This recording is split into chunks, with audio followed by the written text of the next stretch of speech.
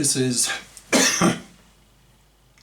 Garis Masculist MGTOW flyers, that is 2-3-page essays on the themes of masculism and MGTOW, written by and read aloud by Prof. Dr. Hugo de Garis.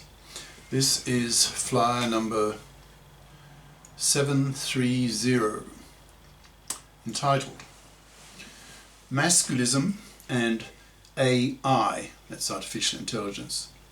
When robots do all the work, people will have babies. Description. Pretty soon, a few years or more from now, we will have robots controlled by ASI, that's artificial super intelligence, that do all the work, so that humans are given UAIs, that is universal affluent incomes, due to the hundreds of times greater productivity of the robots. These UAIs will profoundly change gender politics. The big three of the masculists, in brackets, women's manslavery, women's divorce rape, women's forced fathering, close brackets, will be strongly modified when we live in a UAI world. This flyer explains how, both for masculism and for feminism. One major change will be that people will choose to have kids, perhaps too many. So governments need to control the birth rate with incentives/punishments.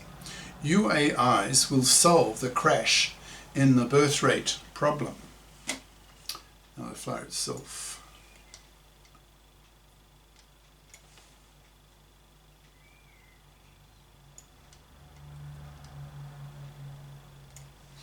Masculism and AI. When robots do all the work, people will have babies. By Prof. Dr. Hugo de Garis. Email profhugodegaris@yahoo.com. Website profhugodegaris.wordpress.com. This flyer could have been entitled AI and Gender Politics, which asks the question, what impact will the rise of artificial superintelligence, that's ASI, have on gender politics? But since I'm primarily interested in masculism and in the crash in the birth rate, the above title seems appropriate. Since my academic and professorial background is in artificial intelligence, pure math and math physics, it's rather easy for me to follow the recent developments in AI, especially the likelihood that within only a matter of a few years, humanity will have artificial intelligences, that's AIs, that are a lot smarter than human beings in all activities. These artificial brains will be used to control robots, which probably within a decade or so will be doing nearly all the work, building everything, with hundreds of times the efficiency of humans, allowing humanity to live in a state of affluence. With robots doing all the work, how will humans spend their days if they don't have to work at all? And how will they have the purchasing power to buy goods and services? Obviously, the AI companies who manufacture these robots, in brackets, making trillions of dollars profit, close brackets, will be heavily taxed by governments. Then this tax money will be distributed to the public in the form of a UAI, Universal Affluent Income, which is a variant name of the more common label UBI, that's Universal Basic Income. That is a form of minimal unemployment insurance paid to unemployed workers. When the robots do all the work, working rapidly 24/7, 365, they will produce enough wealth to allow the whole of humanity not only to live at a bare survival standard, but with affluence, hence the new acronym UAI. With virtually everyone replaced by robots in terms of employment, governments will be forced, capital letters, to make such payments, or they will be assassinated in violent uprisings and mass AI sabotage. To keep the population calm, Economists will be employed, initially, to calculate, given the productivity level of the robots, how much UAI can be given to the unemployed masses, that is, nearly everyone, without causing massive inflation. It looks as though robots will be hundreds of times more productive than human workers, implying that the Earth's citizens will be able to live an affluent lifestyle. This flyer wonders how this future state of affairs will impact on gender politics, particularly on masculism and on the crash in the birth rate, which are two political topics that interest me. So, how will ASI affect masculism? I think profoundly, causing most of the motivations, the drivers behind masculism to dry up, to become irrelevant. Why do I say this? What are the main drivers behind masculism?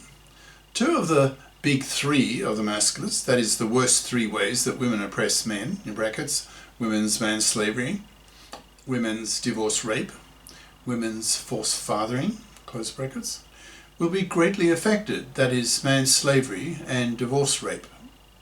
These two will lose their meaning in a world of ASI, where the robots do all the work, with both men and women receiving UAI, universal affluent income, from their governments.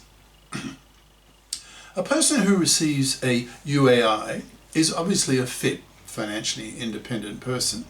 Not from the point of view of the government, of course. In brackets, in fact, that person is entirely financially dependent on the government for his/her income, close brackets. But from the point of view of another person who is also receiving a UAI from the government.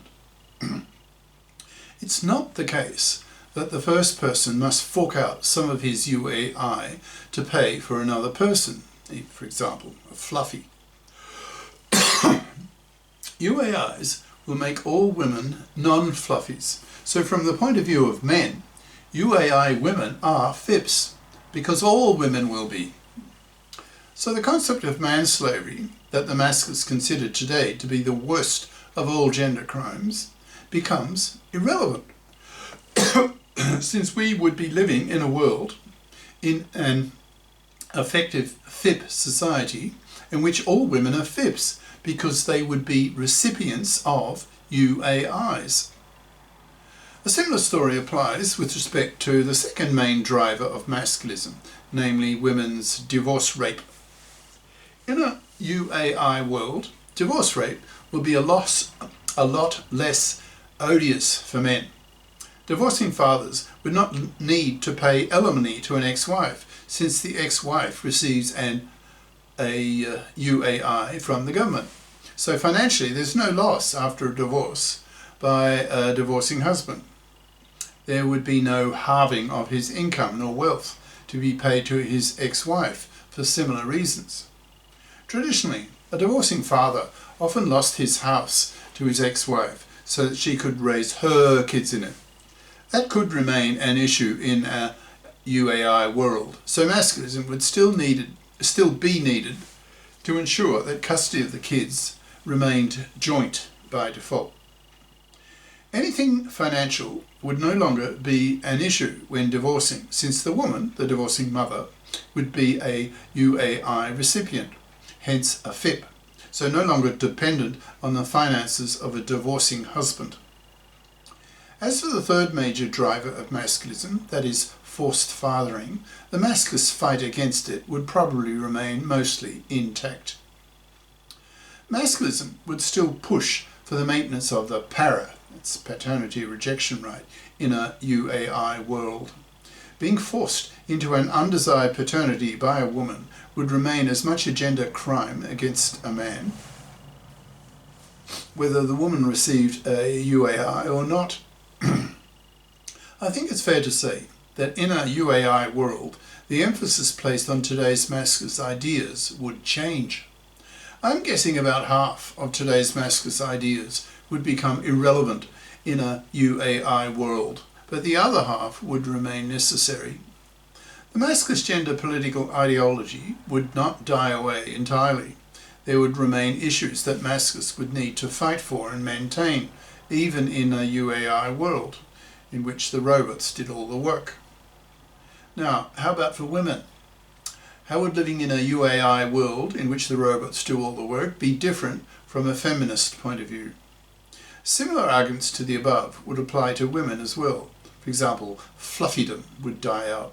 Manslavery would die out by definition, since all women would receive a UAI, hence be effective FIPS, so would not manslave and divorce rape men, or at least much less so in the case of divorce. In a UAI world, women could still try to force fatherhood onto men, so could still commit this horrible gender crime against men. So feminists will continue to have to cope with masculist demands regarding legislation that concerns forced fathering on men by women. This is the end of part 1.